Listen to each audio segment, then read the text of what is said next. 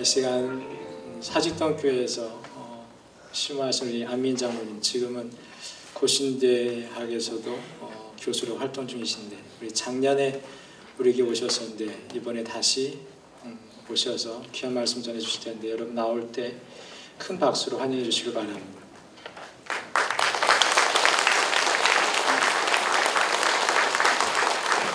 할렐루야. 비가 오는 이 아침에 이렇게 교회 나오신 여러분 정말 감사하고요. 하나님께서 여러분들에게 귀하게 은혜를 베푸시기를 바랍니다.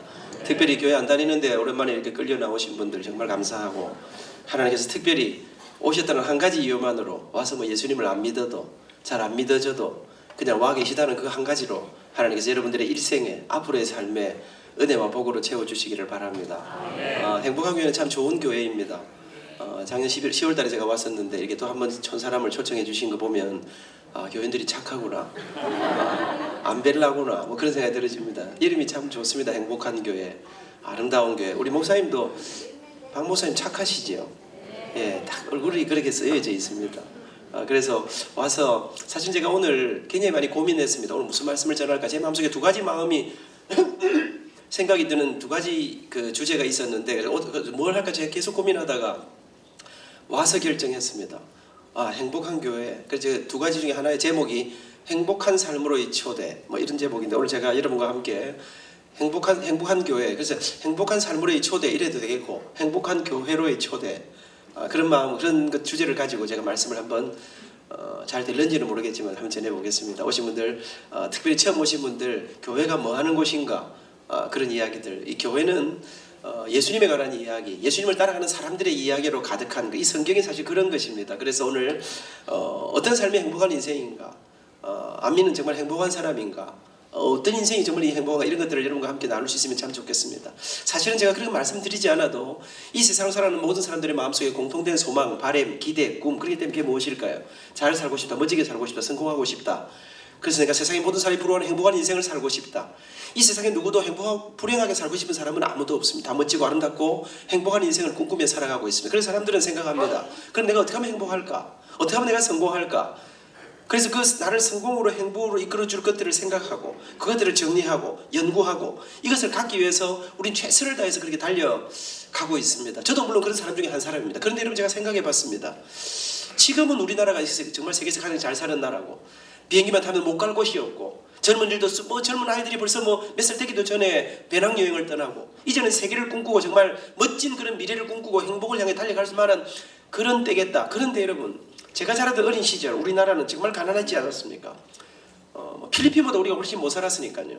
그때 여러분, 저는 그런 생각해봐요. 그때 앞길이 안 보이고 앞날이 안 보이고 어디로 갈까가 아니라 떼거리가 없는, 먹고 살 것이 없는, 이렇게 비가 오면 저는 항상 어린 시절이 생각납니다. 우리 식구가 6식구인데요.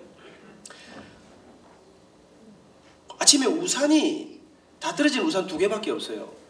그럼 아버지가 나가시면서 하나를 들고 나가셔요. 엄마 일하러 가시면서 엄마가 하나 들고 나가셔요. 우리는 어쩌라고?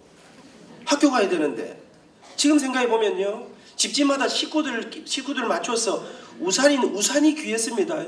요즘은 집집마다 그냥 어디 가면 다 우산 하나씩 주니까 우산이 썩어져 나가는 거 아니겠습니까? 그런데 옛날에는 우산도 귀했으니까 입는 거 먹는 거. 여러분, 저는 그 시절을 생각하면 그 가난하고 어려웠던 암울했던 그 시절, 우리 어머니 이북에서 피난 오셔서 살아셨습니다. 갑자기 부산으로 피난 와 온갖 고생을 다 하시면서, 그때 우리 엄마, 우리 아버지에게, 우리 부모님들의 시대에 꿈이라는 게, 희망이라는 게 있었을까? 근데 제가 가만히 생각해 보니까요, 우리 그 시대에도, 우리 부모님 시대에도 꿈은, 희망은 있었던 것 같습니다. 근데 그분들의 꿈은 우리하고 좀 달랐던 것 같습니다. 근데 그분들의 꿈이 무엇입니까? 우리 엄마 아버지는 생각했습니다. 이것만 이루어지면 좀 행복하고 좀 멋진 인생이 펼쳐지리라. 근데 그게 무엇입니까? 그것은 내 아이들 제대로 마음껏 배불리 먹이는 거, 제대로 입을 옷, 떨어지지 않은 옷 제대로 입히는 거, 그리고 내 아이들 대학 보내고 공부시키는 거. 우리 부모님들은 생각했습니다. 제대로 먹이고 제대로 입히고 제대로 공부만 시킬 수 있다면 그때는 좀 좋은 날이 안 오겠나. 여러분, 제가 옛날에 생각해 보면요, 그래도 옛날이 지금보다 다 나빴던 것도 아닌 것 같습니다.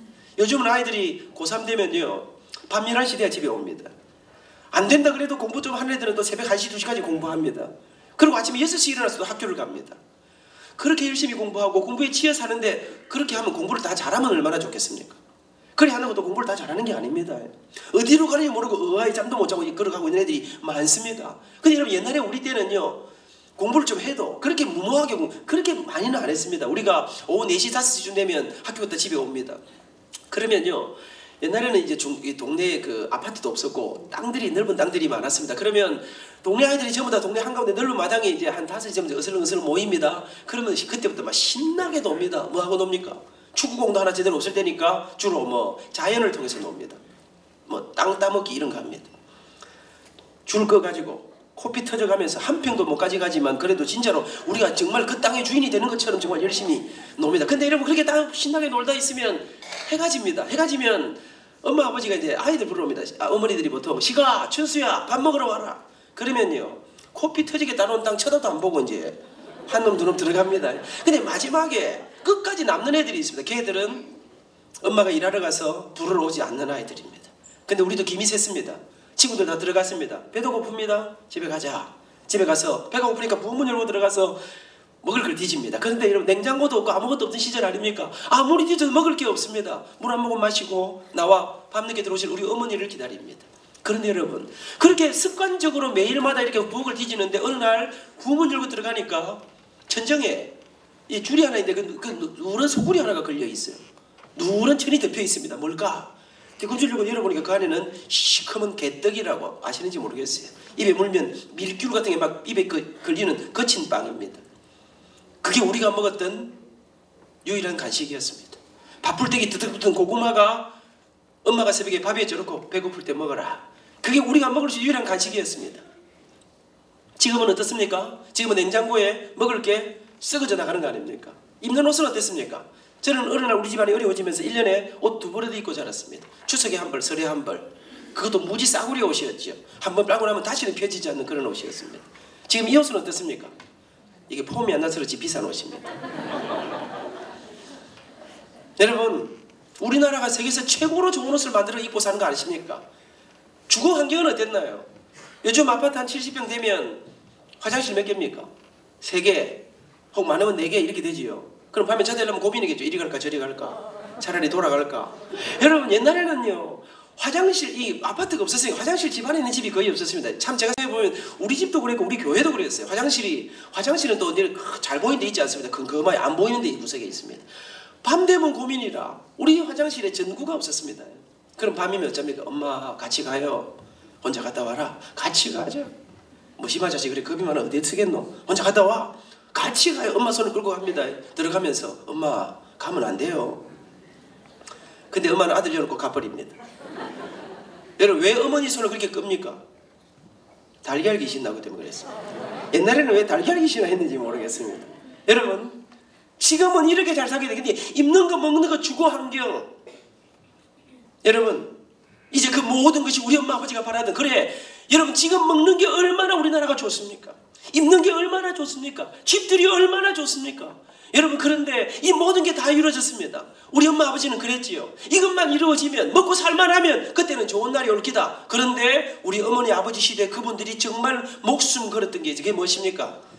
내가 비록 힘들게 어렵게 살아도 내 아이들 공부시키는 거 대학 보내는 거 이게 우리 부모님들이 목숨 걸은 거 아닙니까? 여러분 옛날에는 시골에서요 아들 하나 서울로 지방으로 도시로 대학 가면 지방 거들납니다. 논을 팔고 밭을 팔고 여러분 그러고 보니까 제가 어릴 때 우리 동네에서 놀던 아이들 가운데 대학 간 애가 저밖에 없는 것 같습니다. 여러분 시골에서 아들 하나 서울에 대학 가면 등록금 낼 때마다 집 안에 있는 게 없어집니다. 근데 4학년 2학기가 됐습니다. 이제는 팔 게 없습니다. 이거는 절대로 팔면 안 됩니다. 이거 팔면 농사를 못 짓습니다. 근데 우리 부모님들은 아들의 마지막 등록금을 위해서 재산 목록 1호 소를 내다 팔았습니다. 이거 팔면 농사를 못 짓는데 말입니다. 그러면서 생각했습니다. 여러분 큰 거 생각 안 했습니다. 옛날에는요 뭐 삼성, 현대 뭐 이런 생각 안 하고요. 주로 이게 한 집안에 고정적으로 수입이 들어 월급을 받는 집이 없는 사람이 되게 많았습니다. 그러니까 아이 하나 뭐 면석이 초등학교 선생님 뭐 은행원 이런 거 하나 되면 이제 그 집에는 고정적으로 월급이 들어오니까 살만해지는 것입니다. 우리 부모님들의 소망 내 아이 대학만 졸업하면 그때 우리 집안에 좋은 일이 있을 우리 아이에게 좋은 일이 있을 기다 생각했습니다. 지금은 어떻습니까? 지금은 우리나라가 OECD 국가 안에서 세계에서 제일 잘 사는 나라 가운데 대학 진학률 랭킹 1위를 달리고 있습니다.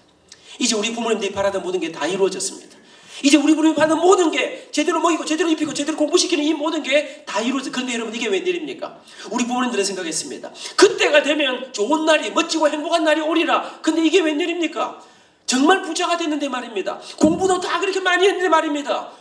여러분 아십니까? 작년 1년 동안 우리나라 사람들 약 12,000여 명이 자살했습니다. 그것도 막 난리를 쳐서 좀 줄어드는 게 그렇습니다. 우리나라가 OECD 국가 안에서 자살률 랭킹 1위를 달리고 있습니다. 이상합니다. 사람들이 자꾸만 죽습니다. 사람이 자꾸만 자살합니다. 그런데 말입니다. 정말 가난하고 힘들고 배우지 못해서 자살하는 게 아니라 너무나 많은 돈을 가진 사람들이, 모두가 부러워하는 자리에 있는 사람들이, 어마어마한 것을 가진 사람들이 자꾸만 죽습니다. 이게 웬일일까? 분명히 잘 살게 됐는데, 분명히 뭐 다 좋아진 것 같은데, 여러분 옛날보다 정말 많은 것이 생겼는데 왜 우리나라는 자꾸만 이렇게 사람들이 많이 죽는 걸까? 사람들은 정말 불행하다는 생각을 많이 하고 있는 걸까? 오늘 이 이야기는 제가 여러분들이 강의를 하기 위해서 준비한 내용이 아닙니다. 여러분 제가 지난번에 와서 말씀드렸죠. 제가 정말 우리 엄마 아버지 죽을 고생하는 가운데 제가 힘들고 이렇게 살았습니다. 여러분 저도 생각했습니다. 그래 우리 아버지가 내게 물려준 이 빚만 없어지면, 내가 전세방만 좀 하나 넘직하게 얻으면, 내가 이 집만 사면, 내 아이들 공부 그러면서 제가 정말 이 허리띠를 동이는 이 가난에서 벗어나기만 하면 나도 좋은 날이 올 거다. 열심히 살았습니다. 20대가 지나고 30대 지나가면서 어느 날 정말 생각 못했는데 이 빚이 사라지더라고요. 좀 여유가 생기더라고요. 제가 허리를 들었습니다. 그리고 어느 날 조금 여유를 가지고 정신을 살다가 주변을 돌아보는데 어느 날 제 마음에 이상한 생각이 들더라고요. 이상하다. 모두가 행복을 향해 성공을 향해 달려가는데 좀 살만해진 것 같은데 왜 사람들이 왜 행복한 사람이 이렇게 많지 않을까? 다 죽겠다는 사람들만 이렇게 많은가? 모두가 성공을 향해 달려가는데 나는 정말 성공적인 인생을 살고 있다는 사람 많지 않고 답답해하는 사람이 이렇게 많아진 게 뭘까? 생각하던 어느 날 제 마음속에 이런 마음이 들었습니다. 그렇다. 오늘 이 시대가, 오늘 우리가 너무나 많은 것을 가졌는데, 너무나 많은 생각을 하고, 너무나 많은 고민을 하고, 너무나 많은 연구를 하고, 밤새도록 일하는데 정말 중요한 한 가지를 놓치고 있다는 생각을 하게 됐습니다. 그게 무엇입니까? 사람들이 어떻게 하면 성공할까를 생각하고, 성공의 조건을 생각하면서, 그것을 열심히 뛰면서, 성공하고 싶어 하면서, 성공이 무엇일까 생각하지 않는 거 아닐까? 어떻게 하면 행복할까를 생각하고 행복을 위해서 있는 가진 전부를 쏟아붓고 있는데 정작 진짜로 중요한 한 가지, 성공이 무엇일까를 생각하지 않는 건 아닐까? 여러분 성공이 무엇인가요? 행복이 무엇일까요? 그거 모르면 성공하기 어려운데요. 아니 많이 오는 동화책 가운데 요즘은 영화로도 나오고 뭐 많이 나오는데요. 이상한 나라의 앨리스라는 책이 있습니다. 책 좀 읽어보신 적이 있으신지 모르겠습니다. 책 좀 보셔야 될 것 같습니다. 그 책에 보면 앨리스가 이상한 나라에 빠져들게 됩니다. 그리고 길을 찾아내면 여기가 어디야? 그리고 앨리스는 길 하나를 선택합니다. 그런데 아무리 돌고 돌아도 하루 종일 뺑뺑이를 도는데 길이 나오지 않습니다. 돌다 보면 그 자리고 돌다 보면 그 자리고, 그리고 앨리스는 저녁이 돼서 지쳐서 쓰러지게 됩니다. 아, 내가 이렇게 이상한 나라에 빠져서 죽게 되는구나. 그렇게 쓰러져 있는 눈앞에 고양이 한 마리가 지나갑니다. 그 고양이의 이름은 채셔라는 고양이였습니다. 고양이가 앨리스에게 질문합니다. 고양이야, 내가 길을 잃었단다. 내가 어디로 가면 좋겠니? 그때 고양이가 퉁명스럽게 대답은 안 하고 도리어 질문을 합니다. 너 어디 가는데? 그때 앨리스가 말합니다. 어디 가는지 모르지. 알면 묻겠냐? 빨리 내게 길을 좀 가르쳐다오. 그때 고양이가 앨리스를 비웃듯이 바라보면서 한마디를 던지고 자기 길을 떠납니다. 너 어디 가는지 모르면 아무데도 못 가. 여러분 어디 가는지 모르면 아무데도 못 가는 것입니다. 성공이 무엇인지 모르시면 성공하기 어렵습니다. 행복이 무엇인지 모르면 어쩌면 우리는 어쩌면 행복을 평생 찾지 못하고 그렇게 죽을지도 모릅니다. 근데 우리는 어디를 향해서 그렇게 분주하게 그렇게 열심히 그렇게 있는 힘을 다해 지금 달려가고 있습니까? 저 사람이 지난번에 좀 재밌게 하더니 오늘 좀 심각하게 나오네. 조금만 심각하려고 하면. 저는 여러분과 함께, 여러분 사람들이에요. 수많은 사람이 결혼합니다. 결혼할 때 뭔 생각하겠습니까? 내가 저 인간하고 딱 3개월만 사고 말아야 돼 이런 생각하겠습니까? 결혼하면 전부 다 내가 그들과 함께 검은머리 파뿌리 되겠지, 마르고 닳도록 행복하고 멋지고 아름답고 자랑스러운 인생을 살아보리라. 그래서 여러분 절대로 결혼할 때 아무나 하고 되는 대로 못합니다. 나는 내가 다른 거 다 포기해도 절대로 내가 다리 짧은 인간하고 내가 같이 못 산다. 나는 키 큰 남자하고 결혼할 게다. 나는 무슨 수를 써도 내가 절대로 내가 못생긴 여자하고 내가 결혼 못해. 이쁜 여자하고 결혼할 게다. 나는 무슨 수에서 내가 절대로 내가 의사하고 결혼한다. 여러분 제가 보니까요, 이쁜 여자를 정말로 사모하는 남자들은 또 이쁜 여자하고 결혼을 하더라고요. 의사를 정말로 깊이 묵상하는 여자들은 또 의사하고 결혼해요. 뭐 안 되면 뭐 수의사라고도 해야지 어쩌겠습니까? 여러분, 그런데 말입니다. 여러분, 제가 오늘 요즘 제자들도 주례도 하고 하는데, 그런데 말입니다. 모두가 꿈에도 그리는 이상형들을 바라보면서 결혼하는데 따지고 가려서 결혼을 하는데 말입니다. 그러면 멋지게 살아야 될 거 아닙니까? 근데 여러분 아십니까? 작년 1년 동안 우리나라 사람들 여러분 17만 쌍이 이혼을 했습니다. 여러분, 가정들이 우리나라가요 OECD 국가 안에서 자살률, 이혼율 랭킹 1위를 달리고 있습니다. 가정들이 무너져 가고 있습니다. 여러분, 요즘 제가 아이들 보면요, 요즘 애들이 조숙합니다. 중학교 때부터 애들이 연애를 합니다. 고등학교 가면 쌩 난리를 칩니다. 대학교 캠퍼스를 눈 뜨고 다닐 수 없도록 둘이 붙어갖고 돌아다닙니다. 대학생들이 캠퍼스에서 뽀뽀를 하고 앉아 있습니다. 보다가 아는 체를 못하고 미안해서 돌아가겠다 했던 상황입니다. 여러분, 제 아이들 가운데서도요, 그렇게 불같이 연애했습니다. 같이 유학을 갔습니다. 다녀왔습니다. 뜨겁게 사랑했습니다. 결혼했습니다. 아이 놓고 삽니다. 근데 어느 날 아이들이 멀쩡하게 두 아이를 키우다가 이 아이들이 헤어집니다. 뭐 이유도 정확하지도 않아요. 근데 어느 날 갈랐습니다. 어쩌면 좋겠노? 우리 아이들의 시대에 옛날에 우리 부모님들은 그렇게 어려웠대. 옛날에 우리 한국의 남자들이 얼마나 나쁜 짓을 많이 했습니까? 그런데도 우리 한국의 어머니들은 절대로 이혼 같은 거 안 했습니다. 근데 우리나라가 지금 세계에서 이혼 1등 나라가 됐습니다. 이거 어쩌면 좋을까? 뭐가 문제일까? 아이들에게 뭐라고 이야기해요? 우리 이 나라 이 가족들이, 우리 자녀들의 앞날이 좀 건강하게 가정을 이루고 살아갈까 생각하다가 어느 날 제 마음속에, 그렇다, 오늘 이 시대가, 오늘 우리가 결혼을 하면서, 아이들을 결혼을 시키면서 진짜 중요한 거 한 가지를 놓치고 있다. 학벌, 인물, 키, 뭐 나이 다 따지면서도 정말 중요한 거 한 가지를 놓치고 있다는 생각을 하게 됐어요. 그게 무엇입니까? 결혼하면서, 결혼을 시키면서 다른 모든 건 다 따지는데 정말로 중요한 한 가지, 결혼하면서 결혼이 무엇일까 생각 안 하는 건 아닐까? 결혼이 무엇입니까? 결혼하신 어머니들, 결혼 안 하시는 우리 학생들, 결혼이 뭘까요? 그거 모르면 장가가서 잘 살기 어려운데. 어르신들, 결혼이 뭡니까? 다 하셨는데 결혼이 뭐라? 남자들 만나 사는 게 결혼이지 뭐. 결혼이 별 뜻이 있겠나? 제가 지금 고민하고 있습니다. 결혼이 무엇이가 이야기를 할까? 지금 시간이 되겠나? 지금 이런 생각하고 있습니다. 사랑하는 여러분, 저는 오늘 여러분과 함께, 저 사람이 오늘 우리에게 무슨 이야기 하려고 하는가? 저는 오늘 여러분과 함께, 오늘 처음 특별히 오신 여러분들에게 저는 많은 것들, 교회가 무엇인가, 어떻게 예수를 믿어야 되는가, 예수님이 나를 왜 사랑하셨는가, 이런 많은 이야기는 앞으로 우리 박진성 목사님에게 한번 들어보셔야 되겠습니까? 우리 인생에 관한 이야기인데, 우리의 영혼에 관한 이야기인데, 근데 제가 오늘 그 이야기를 다 할 수 없습니다. 그러나 한 가지 분명한 거, 오늘 교회에 오셔서, 오늘 오셨던 여러분을 초청한 이분들과 함께 제가 한번 해드릴 수 있는 것은, 정말로 우리 인생이 너무나 바빠서, 너무나 분주해서 할 일이 너무 많아서 생각 못했었는데, 정말로 중요한 어떤 본질적인 문제 하나를 여러분이 한번 이렇게 가슴에 품고 떠나가셨으면 하는 그런 마음으로. 여러분, 저는 이 시대가 보니까요, 너무나 바빠 생각 못하는 게 참 많은 것 같습니다. 우리에게 가족이라는 게 뭘까? 여러분, 저는 남편이라는 게 뭔가? 여러분, 세계를 제패할 것 같은 남편이 나이가 들어갑니다. 은퇴를 하고 이제는 아무 힘도 없는 그렇게 당당하던 남편이 이제는 어깨에 힘이 빠져버렸습니다. 내가 볼 때도 기가 많이 죽은 것 같습니다. 그 남자는 우리 인생에 어떤 의미가 있습니까? 제가 좀 깜짝 놀래요. 새벽기도 가려고 해요. 아침에 어쩌다가 제가 먼저 일어나다가 제가 깜짝 놀래요. 왜? 제 아내가요, 제 앞에서 숨도 제대로 못 쉬던 정진이가 말입니다. 정진이 제 아내 이름입니다. 여기 가운데 흰머리가 막 솟아 올라오는데 말입니다. 19살 소녀의 나를 만났는데 이제 정진이가 60을 바라보고 가운데 흰머리가 나오지 할머니가 되고 여러분, 이제 어느새 할머니가 되어버린 저 여인은 제 인생에 어떤 의미가 있습니까? 비록 우리 아버지 어머니가 중간에 사비 실패하고 어려웠지만, 어릴 때 우리 엄마 손잡고 시장 가면 우리 엄마는 내게 못해줄 게 없었습니다. 엄마 떡볶이, 엄마 오뎅. 우리 엄마는 내게 시장만 가면 모든 것이 하나님 같은 존재였습니다. 근데 이제 85이 된 우리 어머니, 제가 모시고 가지 않으면 아무데도 가실 수 없습니다. 제가 돈을 드리지 않으면 우리 엄마는 아무것도 할 수 없습니다. 모든 걸 제게 다 의지하십니다. 이제는 백발이 되어버리신 우리 어머니는 우리에게 어떤 의미가 있습니까? 우리에게 가족이란 무엇입니까? 부모는 무엇이고 자녀는 무엇입니까? 여러분 가운데 정조 할아버지 살아계신 분 계십니까? 잘 안 계실 것이면 어떻게 되셨습니까?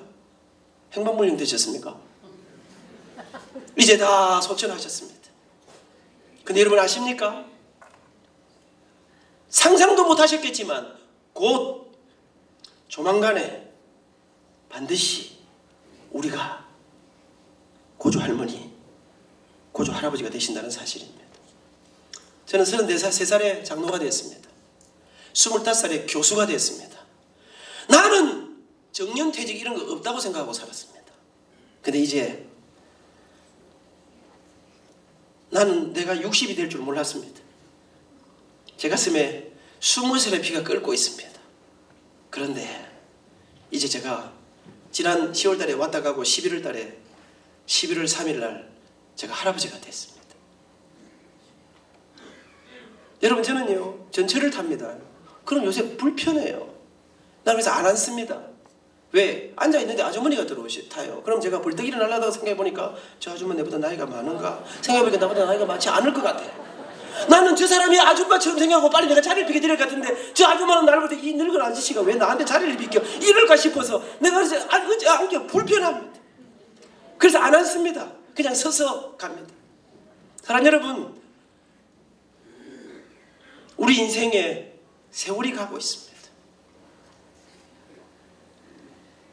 그래서 여러분과 함께 흘러가는 세월 속에 조금 심각하게 나와서 여기까지만 딱 심각하게 하려고 합니다. 저는 우리 가슴 속에 정말로 우리가 더 나이가 들기 전에 붙잡아야 될 좀 가장 본질적인 한 가지가 있다면, 우리에게 정말 죽음이 있다면 그 죽음 앞에, 죽음이 다가오기 전에 정말 붙잡아야 될 하나가 그 무엇일까 하는 한 가지 점을 찾고 갈 수 있으면 하는 마음으로 조금 더 이야기를 해보려고 합니다. 제가 학부형들 한 1000여 명 모인 자리에서 앙케이트 조사를 했습니다. 여러분에게 정말 여러 가지 항목 가운데 한 가지를 제가 이렇게 마지막에 적었습니다. 여러분에게 정말 가장 힘든 일이 무엇인가요? 가장 현실적이고 답답한 일이 있으신가요? 요즘 대학생 아이들을 키우면서 진짜 다급한 소원 한 가지가 있다면, 꼭 풀어야 될 소원 한 가지가 있다면 한번 적어보십시오 했는데, 제가 그 앙케이트를 답을 보면서 제가 마음이 지리해 오더라고요. 그 중에 상당수의 어머니 아버지들이 돈이 필요하다. 아이들이 대학생 되니까 목돈이 들어간다. 대학생이 2명인데 정말로 사업이 너무 어려워서 우리나라는 언제쯤 사업이 잘 되는지, 여러분 분명히 뭐 돈은 많아지고 하는 것 같은데 만나는 사람마다 사업 잘 되는 사람 별로 없는 것 같아요. 여러분 그러면서 보니까요, 오늘 이 시대 최고의 화두가 무엇입니까? 돈입니다. 돈. 여러분 지금 돈이 필요해요. 돈이 많았으면 좋겠어요. 저도 여러분 이제 여러분 여러 가지 일들도 하고 이렇게 장로가 되고 이래 하니까요, 돈이 많이 들어가요. 돈이 많았으면 좋겠어요. 우리 박 목사님은 돈 좋아하실까요? 안 좋아하실까요? 잘 모르시면 한번 갖다 드려 보시죠. 아마 받으실 겁니다. 여러분 제가 목사님 옆에서 좀 도와보니까요, 이 정도 규모가 되면요 벌써 도와달라는 데가 너무 많습니다. 여기저기 우리 장모님도 한번 머리 아프실 거예요. 여러분 그런데 정말 돈이 있으면 한번 멋지게 쓸 때가 너무 많아. 어른만 그런 게 아닙니다. 아이들도 그렇습니다. 요즘 아이들이에요. 제가 우리 아들에게, 이제 오늘 제가 오후에 만날 건데요, 서울에서 공부하는데 제 딸에는 돈이 많이 가는 것 같아요. 그래서 내가 언제나 말합니다. 성준아, 이 정도로 가지고 한 가정이 살고 있대. 돈 보내주는 건 네 감사하게 생각하고 아껴 쓰고, 그러니까 네가 얼마나 이게 큰 돈인가 기억해라. 근데 이 자식이 말이 없어요. 아, 너무 감사해요, 너무 많아요, 이래 말 안 하고 딱 표정 보니까 많지도 않은 거 가지고 그렇게 해서 근데 이런 제가 어느 날 우리 아들하고 계산을 둘이서 해봤어요. 그러면서 성준아, 네 돈을 어째 써노 했더니, 여러분 전철 차 타고 다니고 밥 먹고 이거 계산하는데 책값하고 이 하는데 보니까 제 마음속에 내가 보내주는 돈이 그렇게 지한테 많은 건 아니구나. 여러분 저는요, 요즘 아이들도요, 커피 한 잔, 커피가 얼마나 비쌉니까? 여러분 밥이 얼마나, 여러분 그러니까 이 아이들도 돈이 많이 필요해요.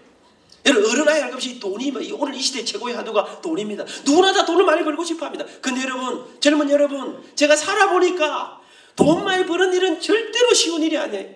우리 큰놈이 취직하고 첫 딱 한 이야기가 굉장히 괜찮은 회사였는데, 아빠 돈 버는 일이 만만치 않은 것 같아요. 인제 알았나? 아버지를 존경해라 내가 그랬습니다. 여러분 여러분 사람이 돈 많이 버는 절대로 쉬운 일이 아니라, 사업하는 사람도 마찬가지입니다. 처음에는 다 꿈을 품고 사업을 하거나 식당 문을 열 때요 하는 사람들이 전부 다 말아 먹으려고 생각하는 사람은 없습니다. 내가 한번 왕창 한번 벌어볼 기다. 제가 이제 뭐 개업예배 이런데 신방을 가지 않습니까? 가보면요, 어디 목도 좋고 아주 근사하게 차린 데는 가면 기도할 맛이 나요. 막 축복도. 근데 딱 가보니까 골목 뒷골목 저 구석이 어디 음침한 데서요, 딱 보니까 장사 안 되겠어. 왜 이런 데다가 가게를 열어? 사람들이 그럽니다. 왜 열었겠습니까? 돈이 없으니 그런 데 하는 겁니다. 길가에는 돈이 많이. 여러분, 제가 가면요, 기도하려면 가슴이 답답해요. 이게 장사 되겠나? 그런데 여러분, 자기들은 그렇게 생각 안 하는데 그 거지 같은 데다가 해놔놓고도요, 내가 지금은 이 거지 같은 데 하지만 장차 내가 왕창 번다는 거예요. 성공할 기라는 거예요. 벽에 써붙여놨어요. 내 시작은 미약하나 나중에는 왕창 번다, 이렇게 써놨더라고요. 여러분, 그런데 사업하고 같이 자기가 돈 많이 버리는 일은 뭐 만만치 않은 거 여러분 우리가 다 알지 않습니까? 그런데 여러분, 제가 조사를 해봐요. 기업의 평균 수명이 얼마쯤 되느냐? 식당을 사업을 해가지고 돈을 버는데 그 수명이 얼마쯤 되는가 조사를 해보니까 요즘은 최근에는요, 아시아 이 동남 이런 많이 바뀌었습니다만 옛날부터 쭉 조사해놓은 몇 년 전에 책을 보니까 이렇게 나더라고요. 기업의 평균 수명이 이 나라와 직종별 차이가 있습니다만 한 18년, 19년에서 22년 정도 되더라고요. 그러니까 사업을 하고 돈은 많이 못 벌어도 한 20년 계속 하셨으면 그분은 훌륭하게 하신 거예요. 그런데 기업의 평균 수명이 그 정도밖에 안 되는데 조사를 해보니까요, 100년이 넘도록 계속된 기업이 있었어요. 그것도 돈도 많이 못 번 기업이 아니고 세계에서 돈을 최고로 많이 번 기업이 있었어요. 거기다가 우리나라는 일반적으로 돈을 많이 번 기업들이 욕도 좀 많이 먹었었습니다. 그런데 세계에서 가장 존경받는 기업들이 있었습니다. 이런 기업들을 이름해서 학자들이 영속하는 성공기업이라 이렇게 이름 지었습니다. 그런데요, 이런 기업이 어디에 있느냐? 우리나라 이런 이제 100년 기업들이 생기고 있는데요, 주로 기업의 역사가 긴 미국과 유럽 쪽에 많이 있습니다. 학자들이 이상했습니다. 아니, 어떻게 이렇게 100년이 넘도록 계속되고 돈도 이렇게 많이 벌고 거기다 존경까지 받는 기업이라. 비결을 조사해보기 시작했습니다. 오늘 제가 그 가운데 한 회사를 예를 들어 드리려고 합니다. 제가 2001년, 2002년 미국에 교환교수로 다녀왔습니다. 그랬는데 미국에 이제 한국에서 너무 분정에 살다가 미국도 갔는데 한 달에 지지내야 어느 날 저한테 몸살이 왔어요. 열이 나고 온몸이 너무나 아픈데 미국이 병원 가기 어렵습니다. 뭐 어려운 복잡하고 비싸고 하여튼 그래서 제가 좀 우리 아는 집사님 제가 몸살이 왔어요. 이 병원을 어떻게 해야 될까 했더니 그 집사님께서 뭐 몸살 정도면 병원 갈 거 없고 슈퍼마켓 가라는 거예요. 슈퍼 가서 그때 이미 우리나라보다 먼저 미국에서는 그 슈퍼 가면 이 일반 그 뭐랍니까 처방전 필요 없는 약들을 쭉 팔았습니다. 그래서 우리 집사람이 달려갔어요. 그 집사님 말하는 대로 타이레놀을 사왔습니다. 먹었습니다. 금세 나았습니다. 한 2달 전 지났는데 제가 또 몸살이 왔는데요, 그때하고는 정상이 좀 다른데 이 살갗이 너무 아픈 거예요. 그래서 제가 또 잊어먹고 또 전화했어요. 집사님, 제가 몸살이 왔어요 했더니 지난번에 사놓은 그 타이레놀 다 먹었냐는 거예요. 아니, 있어요 했더니 그거 먹어보라는 거예요. 먹었습니다. 금세 나았습니다. 제가 2년 동안 미국 살았는데 미국에 살아보니까요, 이 미국 사람들은 수술하는 거 말고는 웬만하면 이 타이레놀을 먹고 다 해결하는 느낌이 들 정도로 이 약을 많이 먹더라고요. 이 약이 종류가 많습니다. 알약으로, 물약으로, 티백으로, 뭐 딸기맛, 포도맛, 복숭아맛, 밤용약, 낮에 먹냐, 아버지 먹냐, 아들 먹냐, 이래 해가지고요, 종류가 많아요. 여러분, 제가 2년 동안 미국 생활을 마치고 돌아올 때 집을 정리하다 보니까요, 먹다 남은 타이레놀이 한 보따리예요. 지금 제가 부산역에 대놓고 차에 보면 트렁크에 지금 타이레놀 한 통이 들어있습니다. 제가 깜짝 놀랐습니다. 종로사가 100주년 기념관에서 강의를 마치고 나오다가 그날 제가 약간 몸살기가 열이 조금 그랬어요. 그래서 제가 그 편의점에 들어가서 저는요, 뭐 개보린 뭐 이런 게 있을 줄 알았습니다. 그래서 가서 해열 진통제 딱 알아보니까 세상에 우리나라 건 아무도 없고 타이레놀만 있더라고요. 그러니까 이 타이레놀이라는 제품이 존슨앤존슨이라는 회사에 벌어주는 돈이 세계적으로 팔리니까 어마어마하게 팔리는 거예요. 그런데 여러분, 문제가 생겼어요. 1981년 어느 날 미국 시카고 지역의 한 슈퍼마켓에서 어떤 사람이 타이레놀 약병 안에다가 시아나산이라고 하는 독극물을 집어넣었어요. 이 약을 먹고 7명이 죽었어요. 아무도 안 놀라시죠? 우리나라는 한 700명 죽어야 조금 죽어도 되라지. 우리나라는 나라는 작아도 가는 큰 거 아니겠습니까? 그런데 미국이나 일본 같은 여러분, 이 선진국이라 하는 데는요, 가보니까요, 일반적으로 우리나라보다 굉장히 이런 규정이라는 게 엄격하고요. 제가 보니까 우리나라에서는 뭐 일어나도 별 신경 안 쓰는 거를 그 나라는 너무 호들갑을 들고만 난리가 나요. 그러니까 여러분, 이게 참 제가 어린 시절에 우리나라는 낭만이 있었습니다. 사람들이 얼마나 이상한지도 막 고춧가루에다가요, 톱밥 이런 거 막 집어였습니다. 그래도 사람들이 고발 안 합니다. 먹고 소화시키면 되지 뭐 고발까지 할 거 뭐 있겠냐. 근데 요즘은 이제 없는 것도 막 내가 고발하는 시대가 이제 삭막한 시대 됐습니다만은, 그러니까 미국 같은 나라에서 사람이 7명 죽었습니다. 나라가 뒤집어졌습니다. 온 나라가 뒤집어졌는데 이 비상사태 앞에 이 존슨&존슨의 최고 경영진들이 회장님, 사장님, 상무 전부가 비상회의를 소집했습니다. 이 문제를 어떻게 해결할까? 근데 회의가 밤새도록 해야 될 것 같은데 회의가 5분 만에 끝이 났습니다. 어떻게 빨리 어떻게 결정을 했는가? 이렇게 결정했습니다. 지금까지 우리가 만들어서 판매하기 위해서 미국 50개 주 전역에 배포해놓은 모든 타이레놀을 다 수거해서 땅속에다 폐기 처분하라. 그렇게 하는데 당시 돈으로 약 1억 달러의 돈이, 지금 돈으로 한 사람은 1조가 넘는 돈입니다. 안 놀라시죠? 우리가 돈은 없어도 가는 큰 거 아니겠습니까? 여러분, 2,500명의 직원들이 동원되어서 이 모든 약들을 전부 다 땅속에 폐기 처분하기 시작했습니다. 이것뿐 아니었습니다. 회장님이 언론 인터뷰를 열었습니다. 이 사실을 미국 전역에 다 알리기 시작했습니다. 우리 회사에 이런 사고가 났습니다. 또 한 사람이 이순자를 맡겨서 이 약들을 다 폐기 처분하고 있습니다. 만약에 이 사건, 아직 폐기 안 되는 것들을 다루실 때 조심하시기 바랍니다. 이 사건이 다 알려지자 주가가 폭락하기 시작했습니다. 여러분, 사람들이 약 사겠습니까? 안 사겠습니까? 잘 모르시겠습니까? 안 사지요. 여러분, 안 삽니다. 안 사는 건 물론이고, 여러분, 타이레놀 다른 약도 안 삽니다. 현금이 돌지 않습니다. 유동성에 문제가 생기기 시작했습니다. 흉흉한 소문이 일어나기 시작했습니다. 존슨&존슨이 곧 망한다, 곧 무너진다. 그러자 주식을 갖고 있던 주주들이 데모를 하고 일어나기 시작했습니다. 정신 나간 인간들 아니야. 아니, 시카고 시골 마을에서 일어난 사건 때문에 세상에 미국이 얼마나 넓은 땅인데 캘리포니아를 버리고 하와이를 버린다? 말도 안 되는 소리 하지 말라. 미국은 넓은 땅입니다. 시카고에 가면 미시간 호수라는 호수가 있습니다. 이 호수가 얼마나 크냐? 흔히 사람들이 말하기를 대한민국 남한 땅을 딱 들고 그 호수에다가 퐁당퐁당 돌을 던져라 하면 이게 들었다 놨다 들었다 놨다 한다는 거예요. 제가 정말 조사해 보니까요, 미시간 호수 하나가 대한민국 남한 땅의 80% 정도 됩니다. 여러분, 이렇게 넓은 땅인데 시골 마을에서 사건 하나 났다고 세상에 미국 전역을 다 버린다? 말도 안 되는 소리. 그런데요, 주주들이 데모하고 직원들이 일어나서 회장님, 이럴 수는 없습니다. 회사가 망하려고 하는데 어떻게? 그런데 이상합니다. 이 회장님, 사장님, 상무, 전무, 이 회사를 이끌어가는 리더 지도부에서는요, 우리 회사가 정말 타격을 입는다 해도 우리는 절대로 이 정책을 포기할 수 없다. 너무나 무모하게 막 밀고 가는 것입니다. 어떻게 이럴 수가 있습니까? 회사 말아먹을 작정이냐? 회사를 포기했느냐? 그게 아니었습니다. 여러분, 이 존슨&존슨이라는 회사에는 100년 전 이 회사의 창업주로부터 이 회사를 이끌어 가시던 지도부에게 우리 회사가 이 땅에 존재하면서 사업을 하는 동안 돈도 많이 벌어야 되지만, 그러나 다른 거 다 포기해도, 다른 거 다 놓쳐도, 다른 거 다 잃어버려도 우리가 절대로 포기할 수 없는, 우리가 목숨 걸고 지켜야 될 가치 중의 가치, 핵심 가치라는 것을 이 기업이 가지고 있었습니다. 존슨&존슨이 가지고 있는 핵심 가치의 1번에는 이런 말이 들어있었습니다. 존슨&존슨의 최고의 가치는, 우리가 목숨 걸고 지켜야 될 첫 번째 가치는 돈이다, 성공이다, 이런 말이 들어있지 않고, 거기에 놀랍게도 존슨&존슨의 최고의 가치는 고객의 생명, 고객의 건강, 사람들을 향한 섬김과 나눔이다.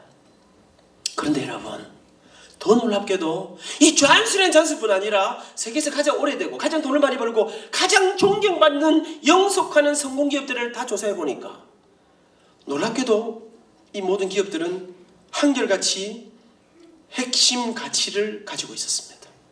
그런데 정말 놀랍게도 그들이 가진 핵심 가치의 1번에는 누가 의논한 것도 아닌데, 시대도 다르고 회사도 다 다른데, 이 기업들이 가진 핵심 가치의 1번에는 놀랍게도 돈이, 성공이 아니라 사람이, 생명이, 섬김이, 나눔이 거기에 들어있었습니다. 학자들이, 신학자들이 아닙니다. 경제학자들이 이 기업들에게 별명을 하나 지어주었습니다. 뭐라고요?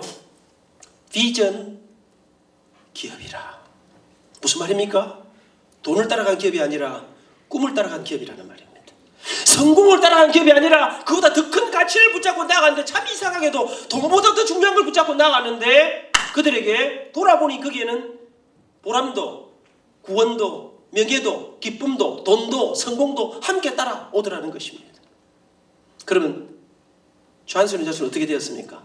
이 격렬한 사건 가운데 회사가 휘청거리 무너져갈 이 순간, 이 사건이 일어났던 시카고 한 시골 마을에서부터 이상한 운동이 일어나기 시작했습니다. 존슨&존슨을 살려야 한다. 돈보다, 기업의 운명보다 고객들의 건강과 안전과 생명을 더 소중히 여기는 이런 기업을 살려야 한다는 이 운동이 영혼의 불길처럼 일어나기 시작했습니다. 지금 여전히 그 기업은, 이건 뭐 제가 연구한 건 아니고요, 성공하는 기업들의 8가지 습관이라는 세계적인 책에 나오는 내용입니다. 사랑하는 여러분, 참 이상하지 않습니까? 기업을 하면서 돈보다 더 중요한 것이 있다는 게 이해가 되십니까? 그런데 여러분, 정말로 이상하게도 돈보다 더 중요한 의미를, 가치를 붙잡고 나가는 그 기업들에게 돈이, 성공이, 부흥이 따라오더라는 것입니다. 이 경영 기법을, 돈보다 더 중요한 걸 붙잡고 나아가는데, 이 기업들에게, 의미 있는 기업들에게 정말로 더 큰 가치가 따라온다는 이 경영 기법을 누가 발견해낸 것입니까? 어떤 학자가, 어떤 기업가가 만들어낸 것입니까? 그것은 여러분, 학자들이 만들어낸 이론이 아닙니다. 기업가들이 경험으로 만들어낸 것들이 아닙니다. 그것은 2000년 전 우리 예수님께서 이 땅에 오셔서, 여러분, 이것은 조한스레나서 이끌었던 여러분 기업의 조상들에게 가운데, 여러분, 놀랍게도 예수님이 가르쳐주는 이 경영 기법을 가슴에 간직하고 그 기법을 따라갔던 사람들을 통해 이 기업, 이 경영 기법이, 이 핵심 가치를 따라가는 이것이 일어나게 된 것입니다. 2000년 전 예수님께서 이 땅에 오셨을 때 어느 날 길거리를 지나가시는데, 오늘 말씀에 읽었던 것처럼 한 율법학자가 예수님에게 질문을 했어요. 예수님 질문이 있습니다. 말해보라. 이 성경에 수많은 율법들이 있는데 말입니다. 그 많은 율법 가운데 다른 거 다 포기해도, 다른 거 다 놓쳐도, 다른 거 다 잃어버려도 절대로 포기하지 하면 안 되는 진짜 중요한 율법 딱 한 가지가 있다면 그게 무엇일까요? 질문했습니다. 여러분, 이 율법학자는 몰라서 질문한 게 아닙니다. 성경 보니까 시험하여서 질문했다. 이건 무슨 말입니까? 예수님이 오늘 이 땅에 나타나셨습니다. 그런데 예수님은 자기들의 생각과는 다르게 활동하기 시작했습니다. 자기들은 짐승처럼 여기는 이방인들을 예수님이 가까이 하셨습니다. 세리들을 가까이 하셨습니다.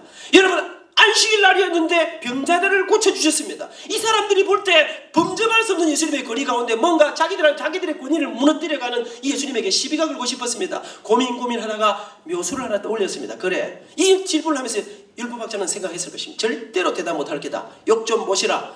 수많은 사람 앞에 한번 창피 한번 나가시라. 질문했습니다. 이 순간 딱 한 가지 무엇입니까? 용용 죽겠지, 뭐 이러면서 질문했습니다. 이때 예수님이 그를 쳐다봤습니다. 쳐다봤단 말이 성경에는 없습니다만 쳐다 안 받겠습니까? 이 자식이 삐딱한 소리 하고 있어. 네 속을 내가 다 아니라.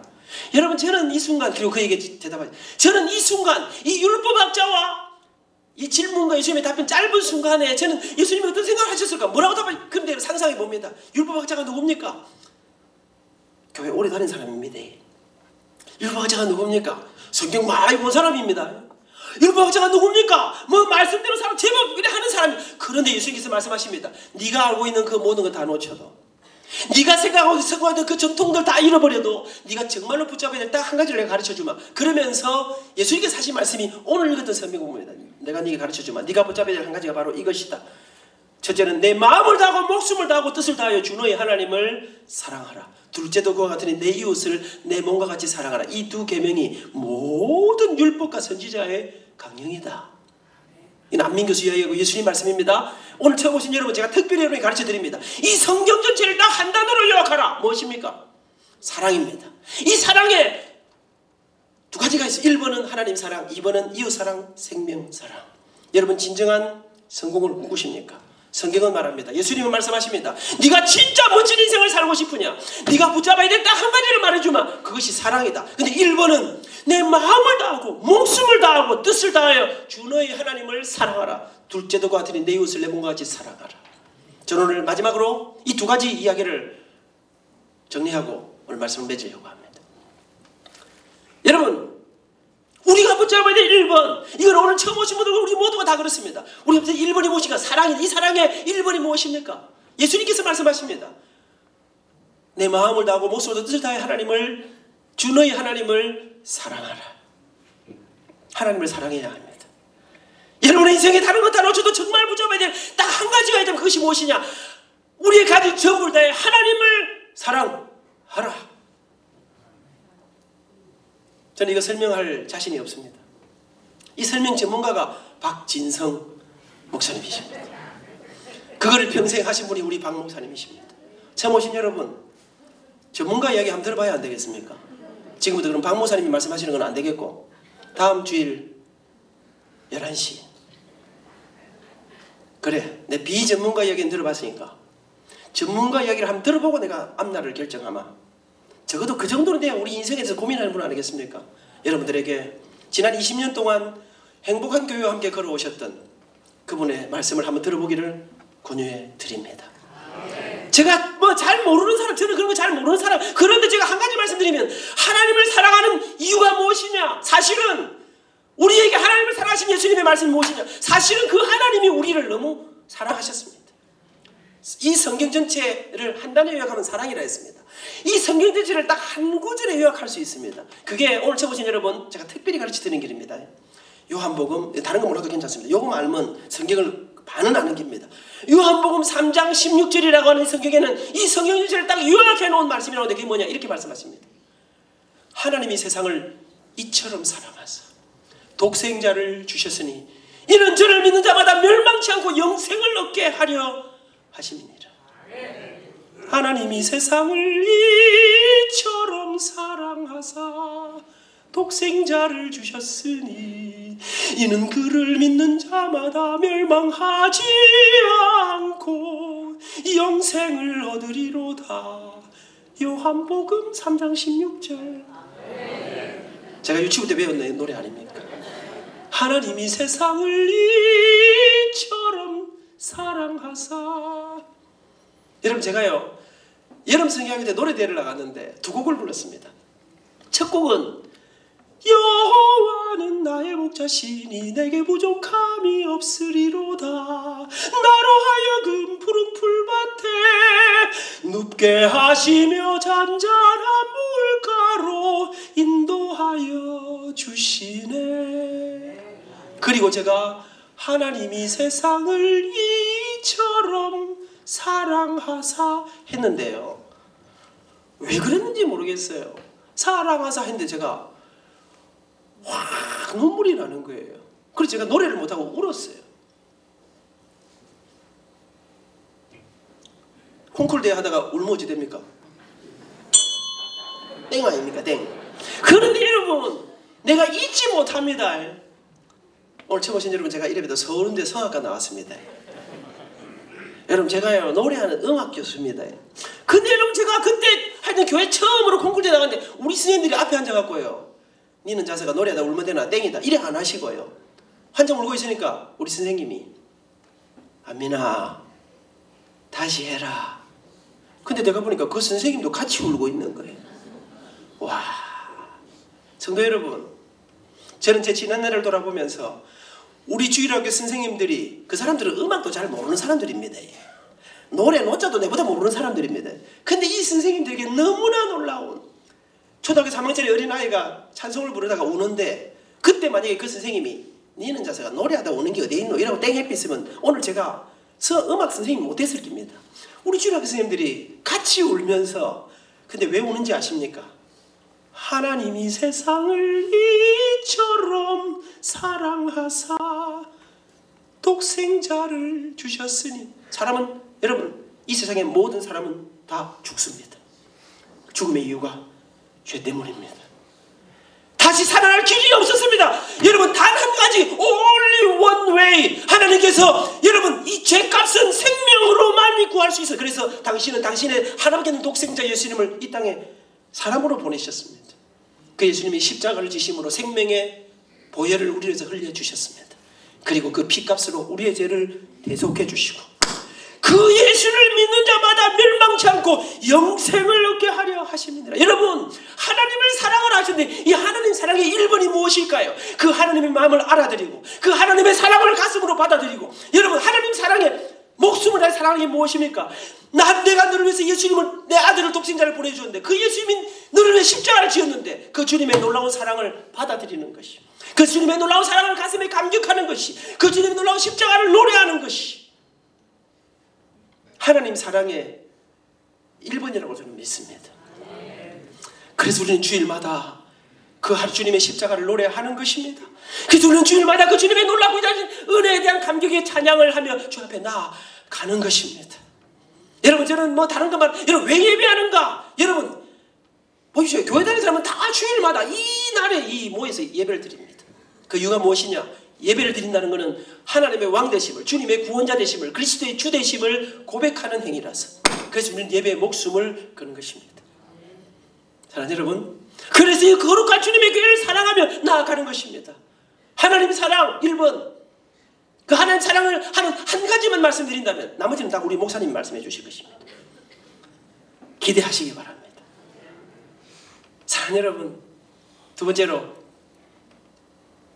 제가 오늘 이렇게 짧게 하고 넘어가는 거는 또 그것도 있지만은 천만데 배 고파 죽겠는데 저 사람이 1시까지 했다. 이러면 얼마나 여러분이 속상하겠습니까? 다시는 가는가 봐라.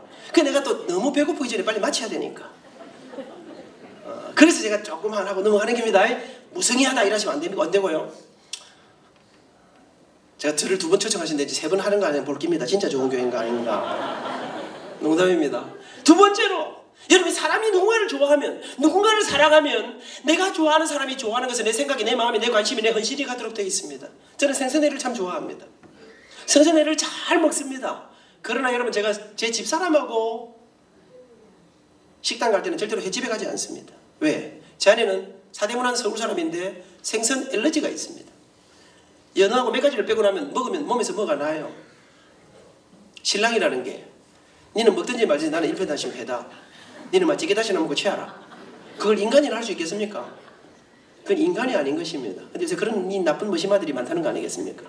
여러분, 저는 제 아내가 좋아하는 식당, 내 아내가 잘 먹는 식당, 내 아내가 기뻐하는 식당, 뭐 그러니까 왜? 사랑하니까.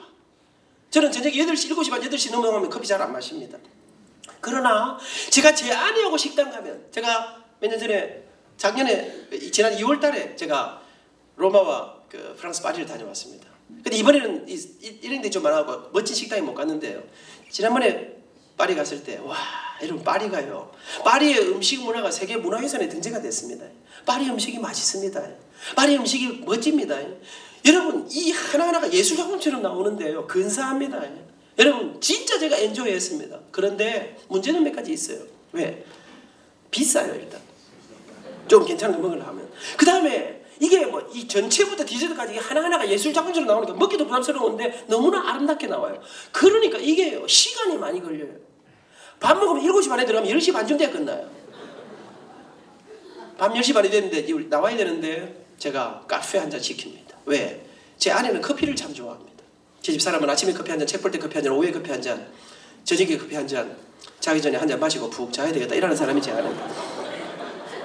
뭐 한 급을 다 마시지는 않습니다. 내가 그대를 위해서 날밤을 새주리라. 왜? 사랑하니까. 누군가를 좋아하면 내 습관, 내 기호, 나의 모든 것을 접고 사랑하는 사람이 좋아하는 것에 우리의 습관을, 우리의 모든 헌신을 맞추게 되어 있습니다.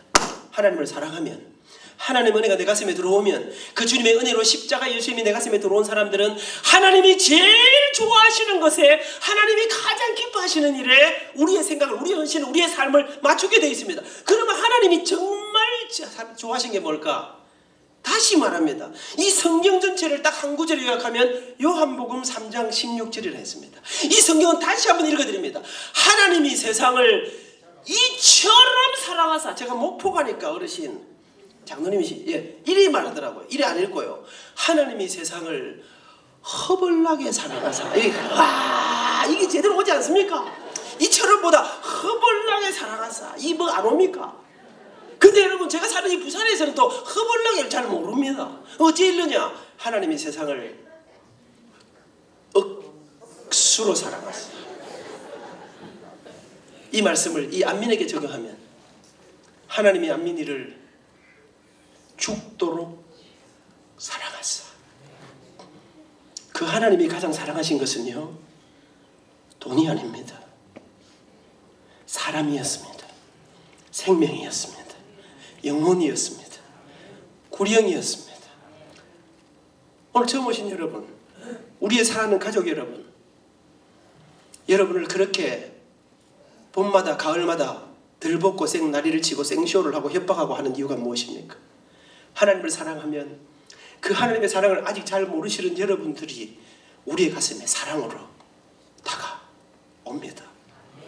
그래서 여러분들에게 그 하나님의 놀라운 사랑을, 우리가 받아들이는 영원한 생명과 유일한 십자가의 사랑을 함께, 여러분도 함께 받아들이기를 소원하는 아버지의 가슴을 안고, 그 주님이 그렇게 죽도록 사랑하신 여러분들에게 이 사랑을 전해드리고 싶어 오늘 이 자리에 여러분들을 모셨습니다. 여러분들에게 그 사랑을 전해드리고 싶어서 말입니다. 이웃사랑, 생명사랑, 그 이웃에 가장 가까운 둘레가 우리 가족들 아니면 저는 이제 마지막으로 우리 가족 이야기 조금 하고 이제 말씀을 서서히 배가 고파오지 않습니까? 끝내려고 생각합니다. 저는 대학 입학하자마자 한 여인을 만났습니다. 입학해서 2주쯤 지났는데 한 여자가 제 눈에 들어왔습니다. 그 여자가 바로 제 아내입니다.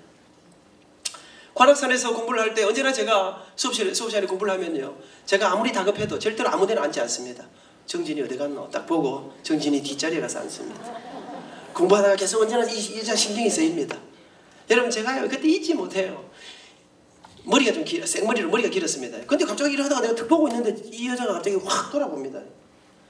여러분, 그 생머리가 움직이는데 제 온 가슴이 울렁거리는 게 여러분 이해하실 수 있습니까? 여러분, 근데 여러분, 이 짝사랑이라는 게 얼마나 이 가슴 아픈 사랑입니까? 여러분, 제가 한 2주를 또 그렇게 쫙 가슴 저리게 하다가 제가 오늘 안 되겠더라 대시한다. 그리고는 제가 큰맘 먹고 국민극장에서 음악회 표를 2장을 샀습니다. 제일 꼭대기에 싸구려표 2장을 싸가지고 정진희 씨 같이 음악회 안 가시겠습니까? 멈칫하더니 같이 가자 하더라고요. 나중에 물어봤습니다. 그때 내가 가자 할 때 마음에 들었던가 물어보니까 제가 결혼하기 전에 몸무게가 49.5kg였습니다. 어디서 너무나 불쌍하게 생긴 애가 와가지고 자기한테 말하는데 이 착한 정진이가 또 그냥 거절하면 너무나 상처받겠더라는 거예요. 너무나 딱해 보여서 자기 갔다는 거예요. 같이 음악회 갔습니다. 2시간이 그냥 눈 깜짝 사이 지나가는데요. 와, 손에 땀이 나는데요. 왜 그렇습니까? 음악회 멋있어서 그렇습니까? 음악회는 뭐인지 생각도 안 나요. 그냥 같이 앉아있는 그것으로 손이 땀이 나는데 음악회 끝났습니다. 그냥 집에 갑니까? 10분이라도 정진이와 같이 있어야 되니까 차도 마시고 밥도 먹고 그러다가 여러분, 그 연애해 보니까 시간이 얼마나 빨리 가는지요. 하는데 뭐 시간이라. 옛날에 통행금지가 안 있었습니까? 저기서 신림동 가는 마지막 버스가 합정로 로타리에서 이제 집사람이 2정거장 떨어져 있는데 제가 데려다 줍니다. 급하게 그럼 이 여자가 또 착하니까 또 데려다 줍니다. 이 짓을 또 계속 하다 보면 이제 시간이 다 끝나. 이제 저기서 마지막 버스가 달려오고 있습니다. 여러분, 제가 그 버스 타고 집에 갈 때마다 제 가슴 속에 하나님, 나 저 여자랑 밤새도록 같이 있고 싶습니다. 나 아무래도 장가를 좀 빨리 가야 될 사람인 것 같습니다. 그렇게 6년을 하루같이 불꽃처럼 연애했습니다. 더 이상 참을 수 없었습니다. 장가가기를 결심했습니다. 그리고 제가 어느 우리 장모님을 찾아갔습니다. 어머니, 저 결혼할까 합니다. 우리 장모님께서 아 그래 축하해. 누구랑 결혼해? 이렇게 물어보시더라고요. 제가 어머니, 제가 누가 있습니까? 너는 정진이밖에 없습니다. 그 서울 사람이 맑고 상냥하던 그 목소리가 갑자기 쫙 깔리더니 무슨 소리 하나? 나는 자네 같은 사이는 생각도 해본 적이 없네. 2시간 동안 박살을 내는데요. 쫓겨났습니다. 아팠습니다. 힘들었습니다. 괴로웠습니다. 그러나 그 정도로 포기할 수 없었습니다. 그 다음날 또 찾아갔습니다. 어머니, 저 7월 15일 날 결혼하려고 생각하고 있습니다. 제가 그때가 1982년 고신대학 교수로 딱 첫 강의를 시작했을 때니까 그날 저녁에 우리 장모님이요 완전히 넘어가시는데 집사람은 구석에서 울고 있고 온갖 입에 담을 수 있는 온갖 수모를 다 당하고 또 쫓겨났습니다. 그 정도로 포기하면 되겠습니까? 자매들, 남자를 만날 때 절대로요 처음 볼 때 다리를 먼저 보면 안 됩니다. 키 작은 남자들이 다리가 짧습니다. 처음 만나면요 눈빛을 먼저 봐야 됩니다. 작지만 강렬한 눈빛, 빨아들이듯한 눈빛, 무심하고 눈빛이 사만한 모습. 어머님들, 키 작은 남자 괜찮습니다. 우리는 어릴 때부터 남들 2발짝 할 때 5발짝 6발짝 그런 생존을 우리가 이어온 사람들 아닙니까? 여러분, 제가 그때 우리 장모님에게 결혼하기 전에 당한 수모 말도 못합니다. 그 장모님 지금 제가 모시고 살고 있습니다. 그때 내를 구박한 거 생각하면 진짜 내가 생활비 맨날 늦게 드리고 내가 애미게 해야 됩니다. 그러나 제가 그래 하지 않습니다. 그러나 여러분, 포기하지 않으면 미인을 얻는 것입니다. 끝까지 찾아갔습니다. 1982년 12월 11일 여의도 경양교회당에서는 서울 시립학생들이 부르는 아름다운 노래 소리가 딴딴따단 딴딴따단 결혼해서 이제 잊지 못합니다. 결혼식 아침이 찬바람이 싹 불었습니다. 우리 장모님 얼굴 뵈니까 한숨도 못 주무신 것 같았습니다. 제 손을 붙잡고 자네는 이제 내 사위가 아닐세. 자네는 이제 내 아들이야. 저는 그때 제게 하셨던 그 모진 말씀들은 저를 향한 말씀이 아니라 하나밖에 없는 외동딸, 목숨 같은 딸을 향한 어머니의 절절한 사랑의 외침이었다. 저 그렇게 믿고 있습니다. 그렇게 천신만고 끝에 결혼 허락을 받았습니다. 그런데 여러분, 제가 깊은 고민을 받았습니다. 결혼 날짜가 다가오는데 우리 장모님은 또 이제 왜 빨리 집을 안 구하냐면서 하는데 돈이 있어야 집을 구하지. 결혼하려고 보니까 집에 빚만 가득하고 우리 아버지 돌아갈 때 나 몰다가 빚만 가득하고 돈이 없는 게라 제가 고민하다가 우리 교회 여의도 중소기업은행 지점장 하시는 조집사님이 계셨습니다. 제가 조집사님 제가 정진이하고 결혼하게 됐는데 돈 좀 빌려주십시오. 제가 담보할 것도 없고 아무것도 없지만 제가 이제 교수가 됐기 때문에 매달 조금씩 갚을 수 있으니까 신용으로 조금 융자를 좀 내줄 수 없겠습니까? 빚을 방을 하나 구해야 되겠는데 그랬더니요 월요일 저녁에 여의도 한 지하 식당에 철판구이 집에서 저한테 스테이크를 사주시면서 아이고 우리 안집사 장가 가는데 돈 빌려드려야 제가 총각집사였거든요. 2말 안 하고 500만 원을 딱 빌려주시더라고요. 너무 고맙더라고요. 저는 그날 이후 한 10몇 년 동안 중소기업은행만 거래를 했습니다. 사람이 은혜를 모르면 또 인간이 아닌가 알겠습니까? 중소기업은행 돈 빌리고 국민은행 거래하면 되겠습니까? 그건 나쁜 놈이지. 지금은 제가 국민은행 거래하고 있습니다만 우리 학교 주거래 은행이라 여러분 제가 그렇게 신혼살림을 돈 500만 원 융전에 결혼했습니다. 망원동에 방 하나 얻어가지고 좋았습니다. 방 한 칸밖에 없는데 아무것도 먹을 게 없는데 그래도 정진이하고 매일 같이 사니까 와, 너무 좋았습니다. 그런데 여러분 내가 정진이에게 진짜 고마운 거 하나 있습니다. 시집와서 시어머니 모시고 우리 집 사람 결혼 30 몇 년째 지금 시집살이 하고 있습니다. 시집은 며느리가 집에 돈이 없으면 이게 얼마나 힘듭니까? 집에 어떤 날은 한돈 10,000원이 없는 날이 있었습니다. 그런데 지금까지 단 한 번도 정진이는 저한테 다시 돈 좀 구해와라 이런 말 한 적이 없습니다. 결혼하고 너무 좋게 사는데 저한테 여동생이 하나 있습니다. 제 동생이 어느 날 제 동생은 대학을 못 갔습니다. 공부 잘했습니다. 옛날에는 근데 집안에 아들 하나 공부시키고 딸들이 많이 여기도 아마 그런 누님들 계실 겁니다. 딸들이 다 포기 안 했습니까? 근데 어느 날 회사 갔다 오던 우리 동생이 밤에 오빠 내 공부하고 싶다. 내 공부 좀 시켜주면 안 되겠나? 톡 이러는 거예요. 면도칼 가지고 가슴을 탁 째는 것 같은데요. 밤새도록 고민하는데 집사람이 그렇게 고민하지 말고 공부시켜요. 제가 돈이 없는데 빚만 가득한데 어째 시키노? 했더니 나중에 후회하지 말자는 거예요. 그날 아침에 현수가 언니가 공부시켜준다 하니까 공부해봐라. 그 조건이 있다. 시집은 네가 돈 벌어서 알아서 가라. 약속했습니다. 4년을요. 우리 집은 모든 게 융자로 다 통했습니다. 모든 하여튼 게. 그 은행이 없었으면 제가 이렇게 못 살아남습니다. 하여튼 등록금마다 융자 갖고 일하면서 살았습니다. 4학년 2학기 등록금 딱 끝내는데요. 제 10년 묵은 재정이 쫙 살았다 싶더라고요. 근데 졸업을 며칠 앞둔 제 동생이 어느 날 오빠 왜? 이러는 또 심각하게 난 네가 심각하게 나면 겁나던데 또 뭔 이야기 하려고 이러는 시집 가야 될 것 같아. 돈도 10원도 안 벌고 졸업하자마자 근데 연애를 한 거예요. 나이도 좀 들었어요. 근데 여러분 우리 엄마하고 저하고 집사람이 말도 못했습니다. 근데 며칠 있으니까 우리 집사람이 결혼시켜요. 뭐 어쩌겠어요. 집에 돈이 없는데 어쩌고 걱정하지 말라는 거예요. 당신 뭐 숨기는 돈이 있나 했더니 은행 가서 물어보니까 융자 2달 남은 게 있는데 또 내준다 한다는 거예요. 융자 냈습니다. 집에 있는 거 싹 다 끌렸습니다. 돈 모자라더라고요. 돈 좀 빌렸습니다. 제 동생을 자기 딸처럼 시집 보내주었습니다. 고마웠습니다. 미안했습니다. 두고 봐라 내가 원수 갚을 날이 아니겠나. 여러분 제가 살아보니까요. 지난달을 돌아보니까요. 우리는요. 뭐 이런 문제가 생기죠. 그럼 돈이 또 이러면 우리는 뭐 이야기 많이 안 합니다. 왜? 그런 거 말하면요. 성질을 만나요. 돈 생길 때가 없는데 자꾸 서로 말하고 뭐 네가 그걸 내고 그럼 우리는 문제 딱 생기면 조금 간단한 문제는 요방저방에 흩어져 갖고 자기 각자 기도합니다. 조금 심각한 문제가 생길 때는 옛날에 우리 교회는요. 밤 11시부터 새벽 4시까지 철야했었습니다. 좀 복잡한 문제 생기면 우리가 담요 들고 예배당에 가서 우리 목사님은 그래 천국 가는 여행 연습이라 하면서요. 저게 관 비슷하게 생겼다는 거예요. 그래갖고 거기서 기도하고 거기서 자고 그래서 밤을 새우면서 지금 돌아보니까요. 하나님께서 우리의 기도에 세 발자국 막 뛰어가도록 안 해주셨지만 그 다음 스텝, 그 다음 발자국을 한 걸음 한 걸음을 하나님 언제나 우리의 기도를 응답해 주셨습니다.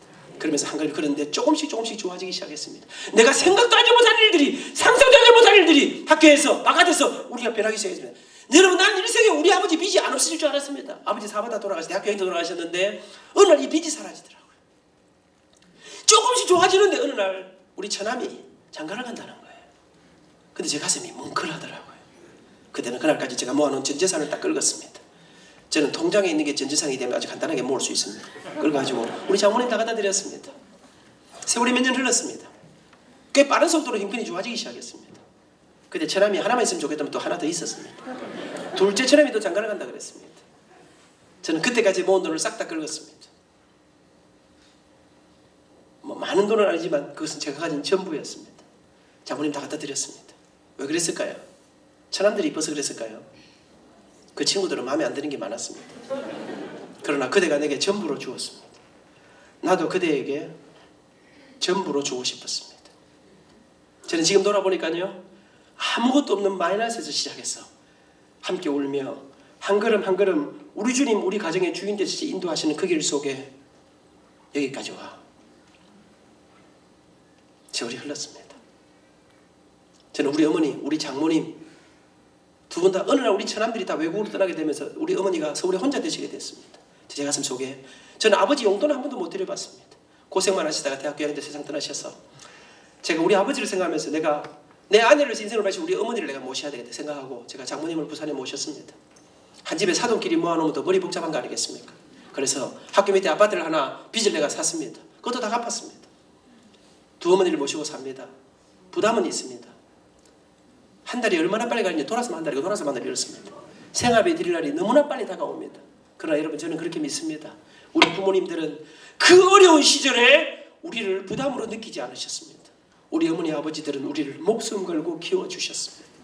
그래서 제가 이 부모님들 모시고 사는데 몇 년 전에 우리 엄마 팔순이었습니다.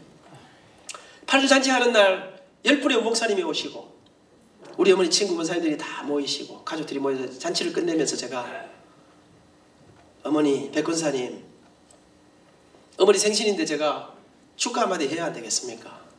그래서 우리 아들하고 집사람하고 서서 우리 어머니 팔순 축가를 제가 불렀습니다. 나 실제 괴로움 다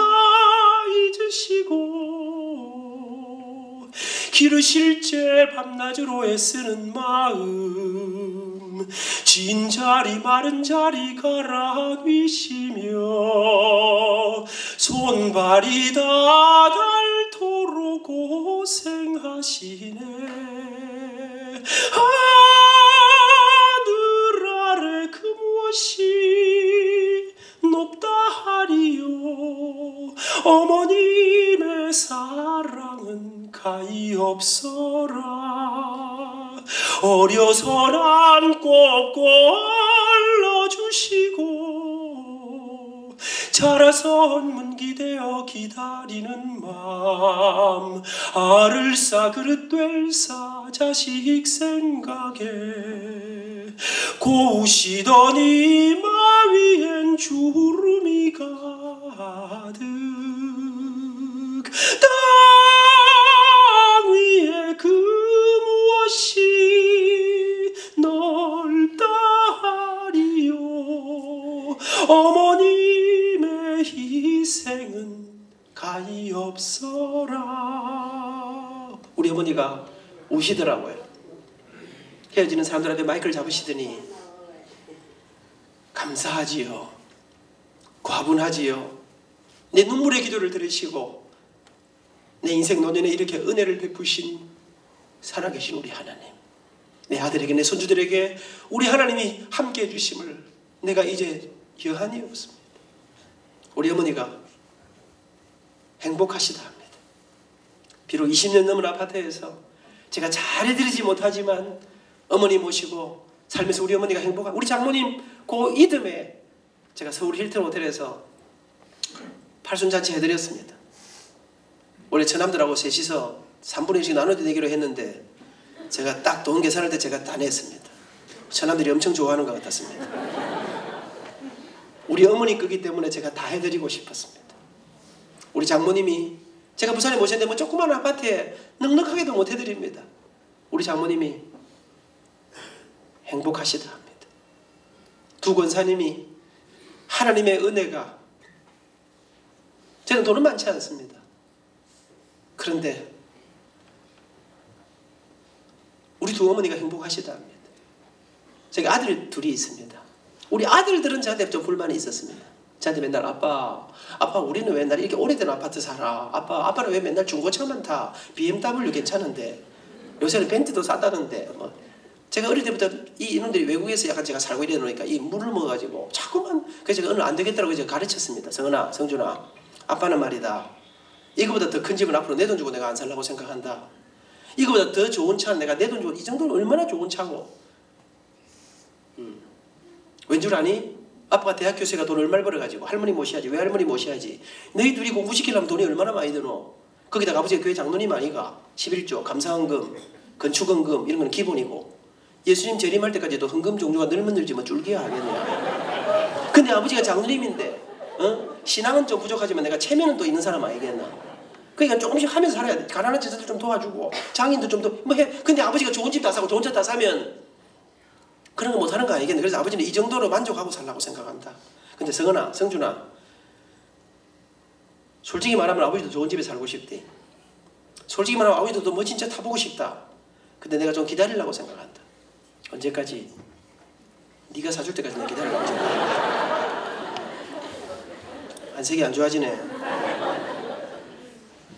저는 제 아들 덕 좀 보려고 생각합니다. 저는 새벽마다 기도할 때 이렇게 기도합니다. 하나님, 우리 아들 내 인생 노년에 내가 세계를 다니면서 복음을 전하고 하나님을 찾아며 다닐 때 우리 아들이 비행기 뭐 여행비 팍팍 대주는데 조금도 지장이 없도록 하나님 축복해 주시옵소서. 왜? 그 정도 하려면요, 요새는 이 머신 아들이요, 마누라가 숨만 크게 쉬어도 경기하는 시대 아닙니까? 좋은 아내를 만나야 되는 거라. 믿음 있는 아내를 만나야 되는 거라. 지가 돈도 좀 벌어야 해줄 거 아닙니까? 지 먹고 살기도 어린데 어디 해줄 수 있겠습니까? 그 안에 다 들어있는 기라. 근데 여러분, 나는 그래서 아침마다 아이들에게 그 애들이 약속했습니다. 저한테 좋은 집 좋은 차 사주기로. 아직 어릴 때부터 학교 갈 때마다 제가 안아줍니다. 준, I love you. 네 진짜 잘생겼어. 우리 아들 저하고 똑같이 생겼습니다. 이제 제가 그럼 우리 아들이 아빠 지가 이제 빨리 놔주세요. 제가 그러면 귀에다 대고 아버지 좋은 차 사준다 했지. 아버지 밥도 못 먹는데 아침마다 진짜 이렇게 하실래요? 제가 속으로 야 이 자식아 네가 한두 번 이야기하고 사주겠나. 내가 평생을 세뇌 교육을 시켜야지. 저는 꼭 받아내려고 생각합니다. 왜? 저는 제 아들이 이 땅에서 정말 멋지게 살기를 원합니다. 자네 어떤 너 멋지게 살고 싶지? 평생에 아버지 비행기 비즈니스로 목사님 은퇴하시고 멋지게 해드리고 그렇게 살고 싶나? 더러운 세상 대충 입에 풀침마다 빨리빨리 전당 가고 싶나? 멋지게 살고 싶지요? 그렇게 살기를 축복합니다. 그런데 그렇게 사는 비결이, 제가 성경을 보니까 성경은 이렇게 말합니다.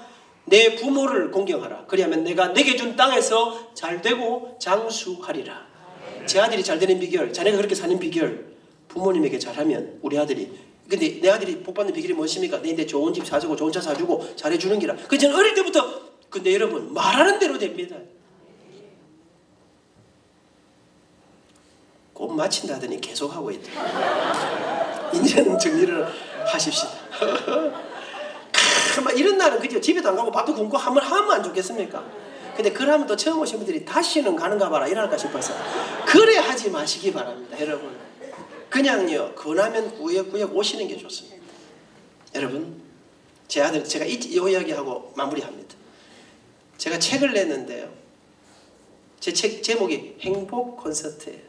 제가 정한 게 아니에요. 출판사에서 당신 인생이 너무나 아름답고 당신의 삶이 너무나 행복해 보인다. 저는 내 책이 그리 좋은 책인지 몰랐습니다. 무슨 말입니까? 한국식 사보라 이 말입니다. 그런데 그 책이 나온 첫날 제 아들 둘이 있었어요. 이 아이들이 책 들고 집 방에 들어가더니 안 나오더라고요. 제가 그날 우리도 잠을 못 잤어요. 새벽 1시쯤 됐는데 아들 둘이 우리 방문을 두드리고 우리 방에 들어왔어요. 근데 우리 아들들이 울었더라고요. 큰놈이 아빠 멋져요. 감동이에요. 우리도 엄마 아빠처럼 살래요. 제가 그랬습니다. 그러면 고맙다 이러면 될 텐데 경상도 사람의 특징이에요. 아, 뭐 옷 멋지네. 그러면 네가 뭐 못해준 게 있나? 이렇게 이 경상도 사람이 괜히 조금은 어깃장을 놓습니다. 나 그거 싫어합니다. 나는 그렇게 안 하고. 근데 제가 어느 날 그날따라 툭 튀기나. 왜? 니는 좋은 집 멋진 집에 살아야지 아버지처럼 살면 되는가? 근데 우리 아들이 아니야 아빠 인생 가장 어려울 때 하나님 도와달라 때 하나님께서 아빠에게 네 가진 것을 내놓으라 하셨다지요. 그리고 아빠가 이 세상에 전국에 있는 나환자촌, 고아원, 양로원, 오지를 다니면서 그들을 섬기고 그들을 사랑하고 그들에게 노래를 불러주고 그들에게 사랑을 전하던 어느 날 하나님께서 아빠를 세계 가운데 세우시고 우리 아빠 엄마의 인생을 이렇게 바꾸셨다지요. 아빠 내가 진짜 성공이 뭔지 알겠어요. 나도 아빠가 할머니 모실 것처럼 나도 엄마 아빠 잘해드릴게요. 우리도 아빠 엄마랑 함께 살아 행복해요. 저는 이 세상 사람 아무도 내 책을 안 사도 우리 아들들이 엄마 아빠의 삶에 동의해주고, 여러분 저는 이게 어디서 온지 알고 있습니다. 우리 어머니 아버지의 가슴 속에 들어오신 하나님의 놀랍고 위대한 이 생명의 사랑이 제 가슴을 통해 우리 아들들에게 전해지고 지나는 우리 가족 여러분, 그 예수님의 이 행복하고 아름다운 복된 길에 하나님 사랑, 생명 사랑, 우리 주님 붙잡고 나아갈 때 이런 놀랍고 위대한 행복이 있는데 말씀을 맺습니다. 저는 요즘 밤에 징비록 뭐 이거 하지요. TV 안 보십니까? 저는 안 보는데 우리 목사님이 그걸 좋아하셔. 제가 어느 날 저는 딱 한 번 봤는데요. 딱 들었는데 광해군하고 이 징비록이라는 광해군이라는 이야기인데 지금 광해군하고 그 어머니인지 내 누군지도 잘 모르겠어요. 하여튼 약간 이 중전 포스더라고요. 딱 둘이 앉아 있는데 대화를 하는데 그때 당시 뭐냐면 이 사람의 아버지는 임금님은 이 광해를 안 세우고 임해를 좋아합니다. 광해를 싫어하지요. 그래가지고 당시에 이 신하들은 영민하고 똑똑한 광해군을 왕으로 세우려고 하는데 그 가운데 광해가 알아요. 왕이 되면 큰일 나겠거든. 그러니까 광해가 말합니다. 어머니, 마마, 나는 이 임금의 뜻이 없습니다. 그러는데요. 제가 처음 딱 봤는데 이 여자가 누군지도 잘 몰라요. 근데 중전이든 이 사람이 뭐라 하냐면 광해에게 이렇게 말합니다. 너는 뜻이 없어도 뜻이 너를 품으면 너는 그 일을 감당해야 한다. 제가요 이 카피를 딱 듣는데 온몸에 전율이 나는 뜻이 없어도 뜻이 나를 품으면 오늘 처음 오신 여러분, 저는 이 세상에 우연이 없다고 믿습니다. 여러분 이 자리에 오늘 오신 것은 하나님께서 여러분들을 품으신 것입니다. 하나님이 여러분을 기다리신 것입니다. 우리 하나님의 뜻 안에 바로 우리의 가족인 여러분이 계신 것입니다. 나는 생각이 없어도 뜻이 나를 품으시면 그 주님의 위대한 손길 앞에, 그 주님의 사랑의 손길 앞에 손을 내미시지 않으시겠습니까? 함께 우리 주님과 함께 행복한 교회에서 행복한 여정을 함께 하실 수 있기를 축복합니다. 감사합니다.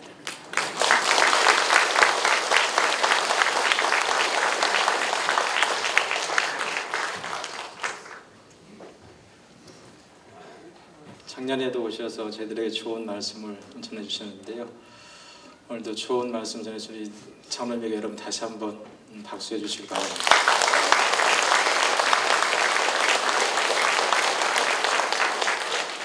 오늘 행복하게 처음 나오신 분들을 환영하고 축복합니다. 우리 장로님도 말씀하셨지만 여러분과 제가 만나는 이 만남이 오늘로 끝나지 않길 바랍니다. 이 땅에서 여러분과 계속 만나지만 저 천국에서 계속해서 만날 수 있길 바랍니다. 저도 그렇게 살도록 그렇게 노력할 테니까 여러분들도 예수 안에서 그렇게 살아서 저 천국에서 만날 수 있는